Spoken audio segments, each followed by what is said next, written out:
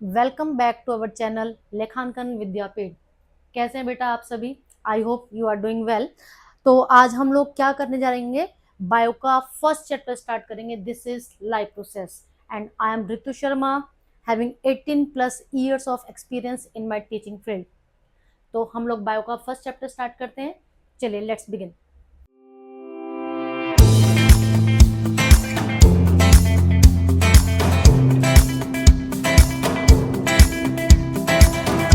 तो बेटा हमारा चैप्टर है व्हाट आर लाइफ प्रोसेसेस। नाम से ही पता लग रहा है लाइफ प्रोसेसेस मीन्स हमारे या किसी भी लिविंग ऑर्गेनिज्म को जिंदा रहने के लिए उसकी बॉडी के अंदर जितने भी फंक्शंस चल रहे हैं, जितने भी काम हो रहे हैं दिन रात, जैसे कि हम लोग सांस ले रहे हैं, है ना, हम लोग खाना खाते हैं जिंदा रहने के लिए, हम लोग अपना वेस्ट को बाहर निकालते हैं। तो ये सारे जो प्रोसेसेस हैं ये किस में आते हैं? लाइफ प्रोसेसेस में। इसीलिए लाइफ प्रोसेस के सिंपल से डिफाइन देखो, आपको रटना कुछ भी नहीं है, आपको सिर्फ और सिर्फ समझ कर चलना है। बायो जो है हमारी बॉडी की एंटायर स्टडी हम लोग बायो के अंतर्गत कर रहे हैं, तो इसमें कुछ भी अलग नहीं है, तो हमें डरने की कोई जरूरत है ही नहीं। तो लाइफ प्रोसेस के सिंपल से डिफाइन। वैसे लाइफ प्रोसेस जो है ये क्वेश्चन बोर्ड के एग्जाम में नहीं पूछा जाता। ऑब्वियस सी बात है बेटा, बोर्ड का एग्जाम देने जा रहे हो तो इतना सिंपल क्वेश्चन तो नहीं पूछेंगे, बट क्योंकि हम लाइफ प्रोसेस के बारे में ही स्टडी करेंगे तो हमें सबसे पहले उसके बारे में उसके डिफाइन पता होने चाहिए। Life process are the vital functions carried out by living organisms to sustain life and ensure survival. Means कोई भी लिविंग ऑर्गेनिज्म, जरूरी नहीं है कि हम केवल ह्यूमन बींग के बारे में बात करें, कोई भी लिविंग ऑर्गेनिज्म, जो भी कोई जिंदा चीज है, उसके लिए वो सारे फंक्शंस जो उसकी बॉडी के अंदर रहते हैं ताकि वो लाइफ को सस्टेन कर सके, साथ साथ में उसका जो सर्वाइवल है वो इंश्योर हो सके, उन सभी को बोला जाता है लाइफ प्रोसेसेस। इसमें क्या क्या आता है? They include activities such as nutrition, respiration, transport and excretion. अब इसमें बेसिकली लाइफ प्रोसेसेस में बेटा वो वाले फंक्शंस आएंगे जिनमें से अगर कोई एक फंक्शन भी हमारी बॉडी के अंदर माल फंक्शनिंग स्टार्ट करना शुरू कर दे तो हमारी जान के लिए खतरा बन सकता है।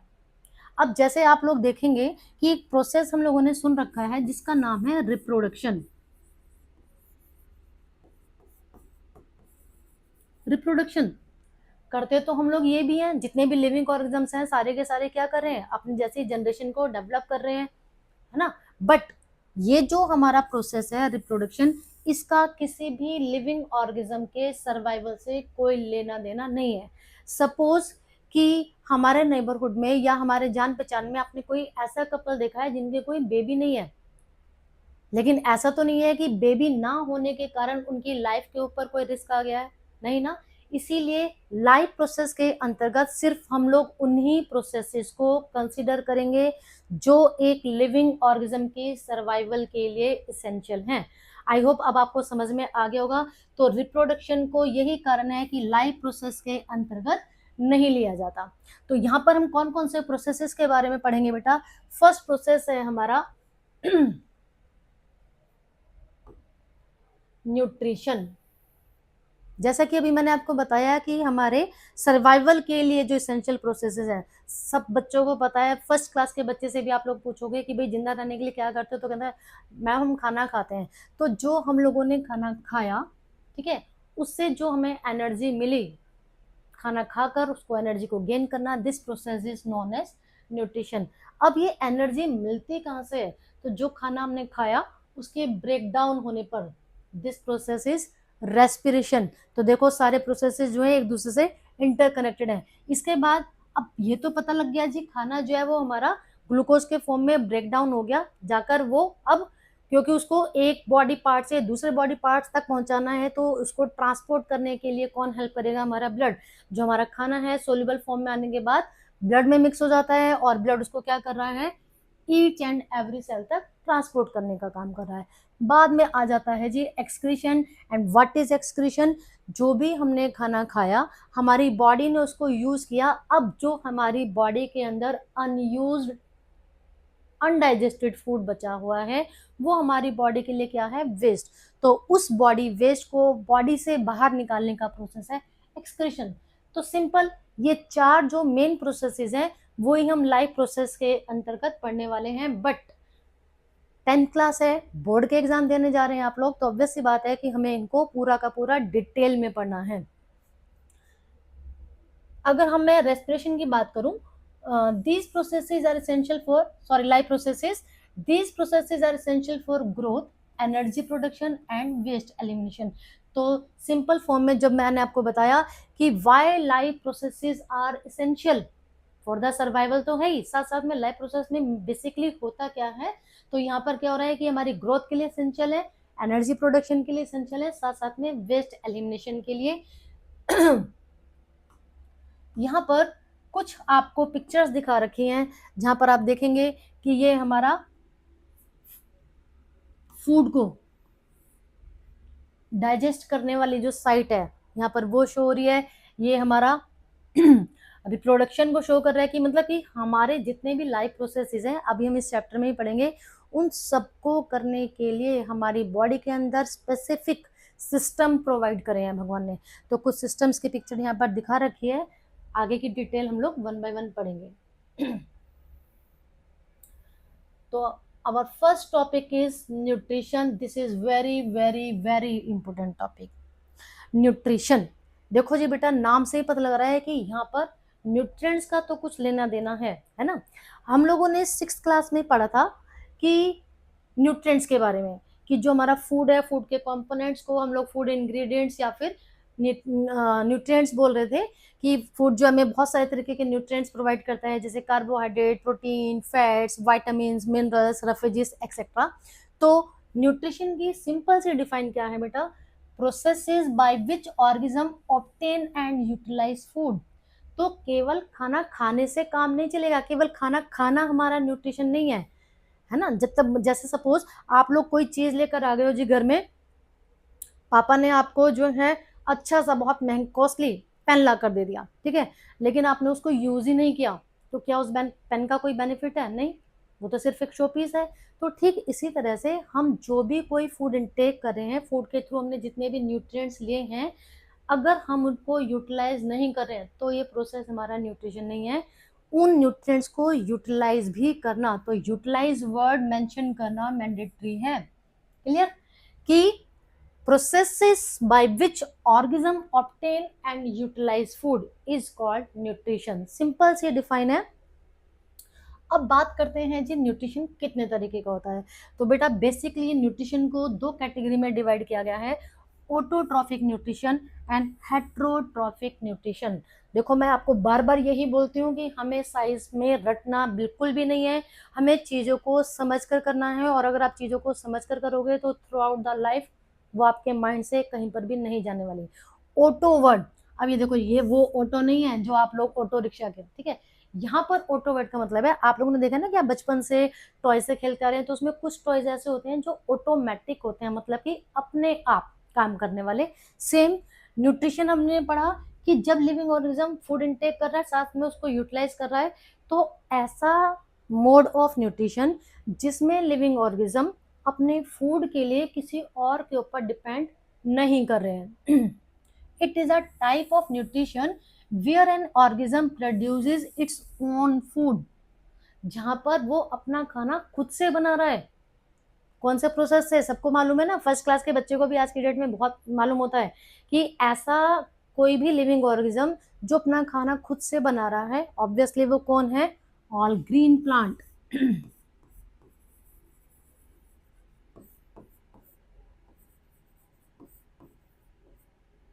और कौन से प्रोसेस से? फोटोसिंथेसिस, जिसके बारे में अभी हम डिटेल में पढ़ने वाले हैं। नेक्स्ट जो दूसरे तरीके का हमारा न्यूट्रिशन है बेटा, this is called heterotrophic nutrition. Hetero का मतलब होता है कि दूसरे के ऊपर डिपेंड होना, तो नाम से ही पता लग रहा है, organisms obtain their nutrients by consuming other organisms or organic matter as they cannot produce their own food, and this type of nutrition is called heterotrophic nutrition। एक ऐसा मोड ऑफ न्यूट्रिशन जहां पर लिविंग ऑर्गेनिजम्स अपने food के लिए दूसरे के ऊपर डिपेंड है, या तो वो दूसरे ऑर्गेनिजम्स को खा रहे हैं या फिर वो बाहर से आसपास की सराउंडिंग से ऑर्गेनिक मैटर को लेकर उससे अपना फूड जो है वो ऑब्टेन कर रहे हैं। तो कुल मिलाकर बात क्या हो गई, 2 तरीके के न्यूट्रिशन अभी हम लोगों ने पढ़े। पहला ऑटोट्रॉफिक, जहां पर अपने न्यूट्रिएंट्स के लिए लिविंग ऑर्गेनिज्म किसी और के ऊपर डिपेंड नहीं करता है, जबकि दूसरा तरीके का न्यूट्रिशन हेट्रोट्रॉफिक न्यूट्रिशन। अब हम इस ऑटोट्रॉफिक न्यूट्रिशन को बेटा थोड़ा डिटेल में पढ़ते हैं, क्योंकि यहाँ से आपको 3 मार्क का क्वेश्चन जो है वो डेफिनेटली बोर्ड के एग्जाम में देखने के लिए मिल जाएगा। अगर आप प्रीवियस 10 ईयर्स के क्वेश्चन पेपर निकाल कर देखेंगे तो आपको यहाँ से कोई ना कोई रिलेटेड क्वेश्चन जरूर मिल जाएगा। ऑलरेडी हम लोग इसकी डिफाइन पढ़ चुके हैं। मैंने आपको बताया था कि ऑटोट्रॉफिक न्यूट्रिशन कौन शो कर रहा है, जनरली ऑल ग्रीन प्लांट्स। अभी हम आगे पढ़ेंगे कि केवल ग्रीन प्लांट्स ही ऐसे नहीं हैं हमारी अर्थ के ऊपर जो है ऑटोट्रॉफिक न्यूट्रिशन शो कर रहे हैं। ग्रीन प्लांट्स के अलावा भी कुछ लिविंग ऑर्गेनिज्म हैं जो ऑटोट्रॉफिक न्यूट्रिशन शो करते हैं। देखो जी, it is a type of nutrition where an organism produces its own food. We have already learned about it. Green plants use sunlight, carbon dioxide, water to make food via photosynthesis. So main consider करने वाला point क्या है हमारा, photosynthesis, कि जितने भी green plants हैं या हमारी अर्थ के ऊपर कोई भी ऐसा लिविंग ऑर्गेनिज्म जिसकी बॉडी के अंदर क्लोरोफिल प्रेजेंट है, उसके पास ये एबिलिटी है कि वो अपना फूड खुद से मैन्युफैक्चर कर सकता है। तो वो सारे के सारे जो लिविंग ऑर्गेनिजम्स आएंगे वो ऑटोट्रॉफिक न्यूट्रिशन शो करेंगे। अब ऐसे लिविंग ऑर्गेनिज्म जो ऑटोट्रॉफिक न्यूट्रिशन शो करते हैं उनको पर्टिकुलरली एक नाम दिया हुआ है ऑटोट्रॉफ्स। बोर्ड के एग्जाम्स में क्या करते हैं बच्चे, कुछ सिली मिस्टेक्स कर जाते हैं। क्या सिली मिस्टेक्स हैं बेटा? वो कि क्वेश्चन आया what do you mean by autotrophic nutrition, ठीक है, तो लिख कर आ जाते हैं the living organism which produce their food on self. तो वहां पर आपको डिफाइन कैसे स्टार्ट करनी है हमारी, the mode of nutrition in which, आगे आप लोग वही वाली लाइन जो है सेम लिखेंगे, ठीक है, क्योंकि हमारे से ऑटोट्रॉफिक न्यूट्रिशन के बारे में पूछा गया है। और अगर क्वेश्चन आ जाता है what do mean by autotrophs, then we are asking about living organism, तो तब आप ये वाले डिफाइन लिखेंगे द ऑर्गेनिज्म विच शो या which make their food on their self are known as autotrophs. Example, some bacteria. अब ये some bacteria का क्या मतलब है बेटा? जनरली हम लोगों को पता है कि जो ब्लू ग्रीन एल्गी है वो अपना खाना खुद से बनाती है और इसको पर्टिकुलरली एक नाम दे रखा है, दिस इज कॉल्ड साइनोबैक्टीरिया। तो केवल ग्रीन प्लांट्स सिंगल एक ऐसे एग्जाम्पल नहीं है जो फोटोसिंथेसिस का प्रोसेस करेंगे या वो जो ऑटोट्रॉफ्स की कैटेगरी में आएंगे। इसीलिए मैंने यहाँ पर सम बैक्टीरिया लिख दिया, क्योंकि साइनोबैक्टीरिया इसके साथ साथ एक बैक्टीरिया है जिसका नाम है सल्फर बैक्टीरिया। अब ये जो सल्फर बैक्टीरिया है ये कैसे काम करता है, ये बेशक से आपकी एनसीईआरटी की बुक में गिवन नहीं है, बट समटाइम यहाँ से रिलेटेड क्वेश्चन आ जाते हैं, क्योंकि ऑलरेडी हमारा जो प्रीवियस कंटेंट हम लोगों ने प्रीवियस क्लासेस में पढ़ा था वहाँ पर मेंशन है इसके बारे में। वहाँ पर हमने क्या है बेटा, ये सल्फर बैक्टीरिया कैसे करता है, ये कीमो फोटोसिंथेसिस करके अपना खाना बना लेता है। कीमोसिंथेसिस करता है, ये केमिकल्स की हेल्प से ये अपना खाना खुद से बना लेता है। बाकी के जितने भी लिविंग ऑर्गेनिजम्स हैं जैसे कि ग्रीन प्लांट्स हो गए हमारे या साइनोबैक्टीरिया, ये फोटोसिंथेसिस के प्रोसेस के थ्रू अपना खाना बनाते हैं। ये फोटोसिंथेसिस की डिफाइन है जो कि आपको अच्छे से लर्न करनी है, साथ साथ में इक्वेशन। जब कभी भी फोटोसिंथेसिस की आपको डेफिनेशन या फोटोसिंथेसिस के रिगार्डिंग क्वेश्चन आएगा तो you have to write it 6CO2 plus 6H2O, this is H2O। अब यहां पर हमारा क्या बना, देखो यहां पर हमने ऊपर से क्या लिया, सनलाइट, ठीक है, और क्लोरोफिल, क्लोरोफिल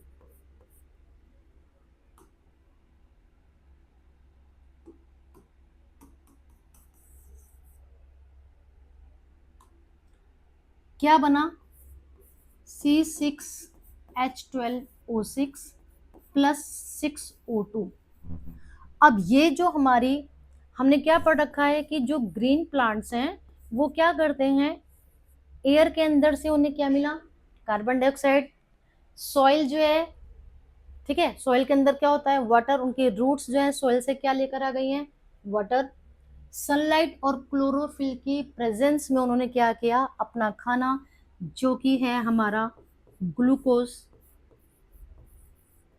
फॉर्म किया और साथ में as a waste oxygen gas निकल गई। ये वही ऑक्सीजन गैस है जिसको plants as well as we also intake for the process of breathing.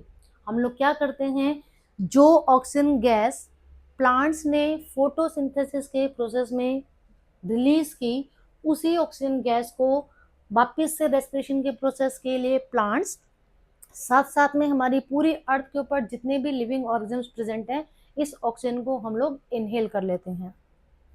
अब बेटा बात आती है कि जो हमारा फोटोसिंथेसिस का प्रोसेस है वो होता कहाँ है। तो सब बच्चों को पता है कि जो फोटोसिंथेसिस का प्रोसेस है वो प्लांट की लीव के अंदर होता है।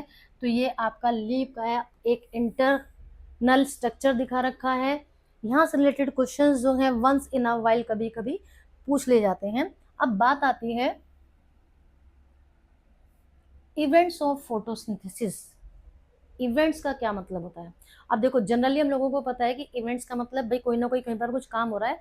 तो जो फोटोसिंथेसिस में हम लोगों ने पढ़ा कि ग्रीन प्लांट जो हैं सनलाइट की प्रेजेंस में क्लोरोफिल की भी, ओके बेटा, तो ये अब है हमारा topic autotrophic nutrition. Autotrophic nutrition को अब हम लोग डिटेल में पढ़ने वाले हैं। ऑटोट्रॉफिक न्यूट्रिशन ऑलरेडी वैसे हम लोगों ने पढ़ लिया, एक बार दोबारा से उसको रिवाइज कर लेते हैं। It is a type of nutrition where an organism produces its own food। सबको मालूम है कौन से प्रोसेस के थ्रू, फोटोसिंथेसिस के प्रोसेस के थ्रू। तो green plants uses sunlight, carbon dioxide, water to make via photosynthesis. इस प्रोसेस का नाम है फोटोसिंथेसिस। और मोस्ट ऑफ द टाइम हमें फोटोसिंथेसिस से रिलेटेड क्वेश्चंस जो है बोर्ड के पेपर में देखने के लिए मिल जाते हैं। तो आपको फोटोसिंथेसिस को बहुत अच्छे से स्टेप बाय स्टेप पढ़ना है। अब ऐसे लिविंग ऑर्गेनिज्म जो ऑटोट्रॉफिक न्यूट्रिशन शो करते हैं उनको पर्टिकुलरली एक नाम दे रखा है autotrophs. Simple, the living organism which show autotrophic nutrition are known as autotrophs. तो ये ऑटोट्रॉफ की डिफाइन हो गई बेटा। अब इसमें देखो example, some bacteria, green plants, ठीक है। अब यहाँ पर जो मैंने मेंशन किया है सम बैक्टीरिया, क्योंकि कुछ बैक्टीरियाज हैं, हमें पता है कि बैक्टीरिया की बहुत सारी स्पीसीज हैं हमारी अर्थ के ऊपर, तो उसमें से सिर्फ कुछ स्पीसीज ही ऐसी हैं। अब देखो बैक्टीरिया क्या है, वो एनिमल्स की कैटेगरी में आता है, लेकिन उसके बावजूद उन बैक्टीरियाज के अंदर क्योंकि क्लोरोफिल प्रेजेंट है तो उनके पास ये एबिलिटी आ गई कि वो अपना खाना खुद से बना सकते हैं। तो उसमें इसीलिए यहाँ पर मेंशन किया गया है सम बैक्टीरिया। अगर आपको स्पेसिफिकली इसका नाम चाहिए तो साइनोबैक्टीरिया एंड सल्फर बैक्टीरिया, ठीक है जी। अब ये जो हमारा सल्फर बैक्टीरिया है, अभी तक देखो मैं आज आपको एक न्यू थिंग बताने वाली हूँ कि जो फोटोसिंथेसिस है एक्चुअल में यहाँ पर जो ग्रीन प्लांट्स है या जिनके पास भी क्लोरोफिल है वो अपना खाना दो तरीके से बना सकते हैं। सिंथेसिस दो तरीके से कर रहे हैं, एक है फोटोसिंथेसिस और एक है कीमोसिंथेसिस। तो जो हमारा साइनोबैक्टीरिया है लाइक ग्रीन प्लांट्स फोटोसिंथेसिस के प्रोसेस के थ्रू अपना खाना खुद से बनाता है, जबकि सल्फर बैक्टीरिया कीमोसिंथेसिस के थ्रू अपना खाना बनाता है। केमिकल्स की हेल्प से वो अपना ग्लूकोज जो है वो बनाता है। अब यहाँ पर मैंने देखो बेटा मेंशन किया है एक्सेप्शन यूग्लिना। आप लोगों को मालूम है कि जो यूग्लिना है ये एक हमारा प्रोटोजोआन है, प्रोटोजोआ फैमिली का मेंबर है, जैसे कि अमीबा, पैरामीशियम, यूग्लिना। अब ये जो यूग्लिना है इसके पास भी कुछ अमाउंट में क्लोरोफिल प्रेजेंट है, जिसकी वजह से ये अपना कुछ खाना बना सकता है। इसीलिए इसको प्लांट एनिमल नाम भी दिया गया है, प्लांट एनिमल। तो है ना इंटरेस्टिंग थिंग कि एक ऐसा एनिमल होते हुए भी प्लांट्स की तरह से बिहेवियर कर रहा है। अब बात आ जाती है फोटोसिंथेसिस की इक्वेशन की, कि हम लोगों ने पढ़ा था कि जो ग्रीन प्लांट्स हैं वो एयर से कार्बन डाइऑक्साइड, सॉइल से वाटर लेकर सनलाइट की प्रेजेंस और लीफ के अंदर क्या होना जरूरी है, क्लोरोफिल। तो अपना खाना जो कि है कार्बोहाइड्रेट, ग्लूकोज और साथ साथ में ऑक्सीजन गैस रिलीज कर देते हैं। अब ये वाली जो इक्वेशन है हमारी एनसीईआरटी की बुक में 12H2 भी मेंशन है वहां पर। बेसिकली हमें क्या करना है, हमारी इक्वेशन जो है और वहां पर क्या दिया है कि साथ में वाटर रिलीज हो रहा है, उन्होंने इधर 12H2 मेंशन किया है। जबकि अगर आप लोग रेफरेंस बुक्स कुछ देखते हो या 6 to 8 की बुक्स में फोटोसिंथेसिस की इक्वेशन को देखेंगे तो यहाँ पर आपको ये इक्वेशन भी देखने के लिए मिलेगी, क्योंकि कुछ अमाउंट में वाटर वेपर भी रिलीज हो रही है फोटोसिंथेसिस के प्रोसेस में, इसीलिए 12H2। आप कोई भी इक्वेशन लिखेंगे सिर्फ आपको क्या चीज ध्यान में रखनी है कि your equation should be balanced, आपकी जो इक्वेशन है वो बैलेंस होनी चाहिए। क्लियर। अभी जो फोटोसिंथेसिस का प्रोसेस है बेटा, ये कुछ स्टेप्स में जाकर कंप्लीट होता है। ऐसा नहीं है कि ड्रास्टिकली एक ही सेकंड में पूरा का पूरा प्रोसेस हो गया, नहीं। यहाँ पर क्या होता है सबसे पहले absorption of light energy by chlorophyll. Chlorophyll जो है वो एक बहुत ही इसेंशियल रोल प्ले करता है। तभी हमने इसमें देखा कि जो ऑटोट्रॉफ्स हैं उनके एग्जांपल्स में हमने लिखा ऑल ग्रीन प्लांट्स। वहां पर आप केवल प्लांट्स नहीं लिख सकते, क्योंकि कुछ जो नॉन ग्रीन प्लांट हैं जिनके पास क्लोरोफिल है ही नहीं, तो फोटोसिंथेसिस का प्रोसेस नहीं कर सकते। क्यों नहीं कर सकते? क्योंकि क्लोरोफिल के पास ही क्या है जी, एबिलिटी क्या करने की, लाइट एनर्जी को एब्जॉर्ब करने की। इसके बाद conversion of light energy to chemical energy.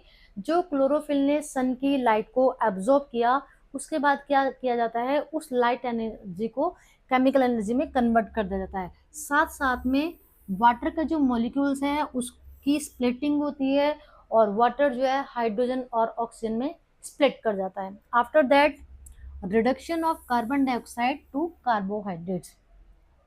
ठीक है जी। अब ये जो स्टेप्स हैं ये इम्पोर्टेंट टॉपिक है आपका, और बोर्ड के एग्जाम्स में हमें यहाँ से जनरली क्वेश्चंस देखने के लिए मिल जाते हैं। बट एक चीज़ बेटा, कि ये जो तीनों स्टेप्स हैं फोटोसिंथेसिस के लिए, ऐसा नहीं है कि एक के बाद दूसरा दूसरे के बाद तीसरा इमिडिएटली हो जाए, नहीं। आराम आराम से ये सारे प्रोसेसेस होते हैं। अब देखो बात आते हैं यहाँ पर एक एक्सेप्शन केस की, कि जो ग्रीन डेजर्ट प्लांट है, डेजर्ट प्लांट वो क्या करते हैं, वो डे टाइम में फोटो एनर्जी या लाइट एनर्जी, ठीक है, इस लाइट एनर्जी को वो